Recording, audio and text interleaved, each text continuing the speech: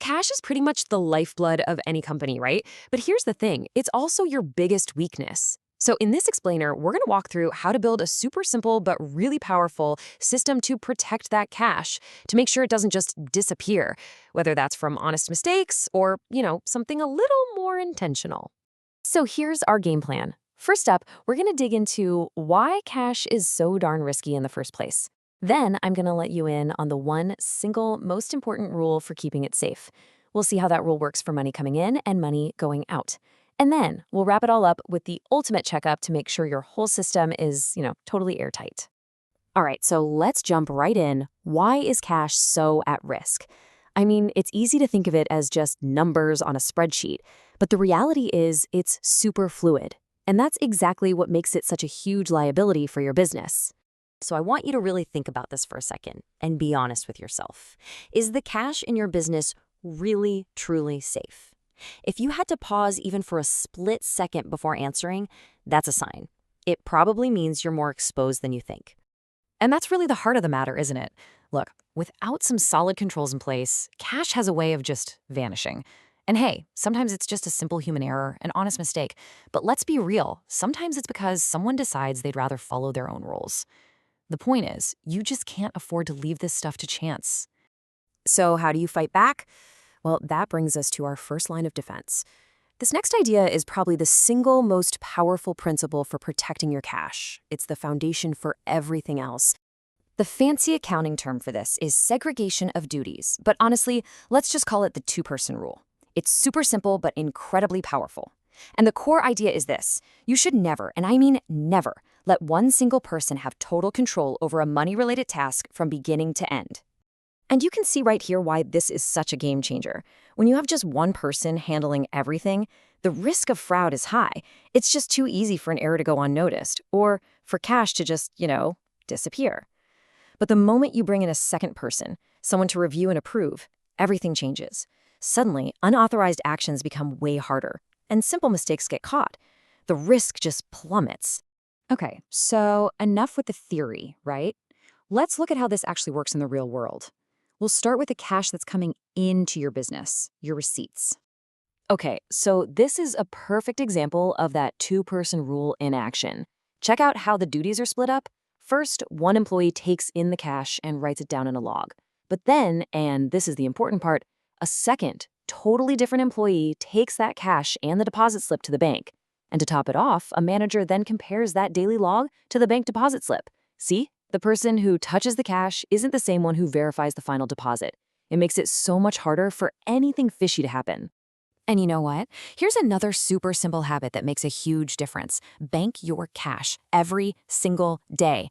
I mean, just think about it. The less cash you have lying around the office, the less temptation there is. And you're obviously a much smaller target for robbery.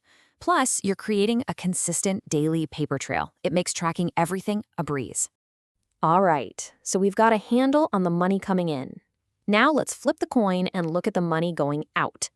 Because controlling what you spend is every bit as crucial as protecting what you earn. So rule number one for payments is pretty straightforward.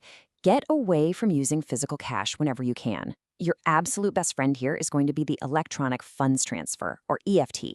Why? It's simple. Every EFT creates a digital footprint. It's a perfect automatic record of who got paid, when they got paid, and exactly how much.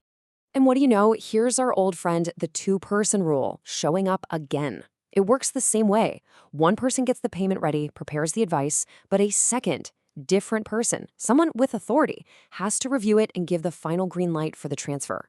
That one extra step, that's your firewall. It's what stops a wrong payment or an unauthorized payment from ever leaving your bank account. Okay, this brings us to the ultimate checkup. This is your moment of truth. It's where you find out if your whole system is actually working.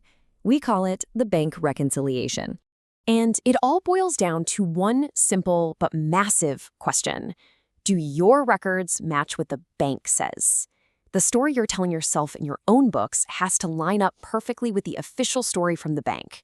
If it doesn't, well, that's a huge red flag. Could be a simple typo, sure. Or it could be something much more serious. Just take a look at this example here. When you put your cash journals side by side with your bank statement, problems just jump right out at you. So the payment to the supplier for $500? Yep, it matches. The deposit for $1,200? Check. Perfect. But whoa, hold on. Look at that middle one. The bank statement says $250 went out, but it's nowhere to be found in your records. That's an instant red alert. Was it a mistake? Did someone forget to log it? Or was it a payment that shouldn't have happened at all? The point is, this process forces you to investigate and find out, right now. Okay, let's play this out in a real-world scenario. Let's say you glance at your books, and they tell you you've got a nice, healthy R10,000 balance. So you're feeling good, right? You think you've got plenty of cash on hand to make a big, important payment. You go ahead and you authorize it, and it bounces. It's declined. What on earth happened? Well, it turns out there was a big R10,500 payment that already went through, but nobody ever recorded it in your journal. So because you didn't do that reconciliation, you were completely flying blind. You thought you had 10,000, but your actual balance was -500. And now, not only is the payment late, but bouncing a check can really hurt your reputation. So let's wrap this all up. Let's talk about the big picture here. Because what we've been talking about isn't just boring accounting stuff. This is about the fundamental health and survival of your business. Here's the bottom line. Think of these controls as the immune system for your business's finances. They protect that cash, which is its lifeblood.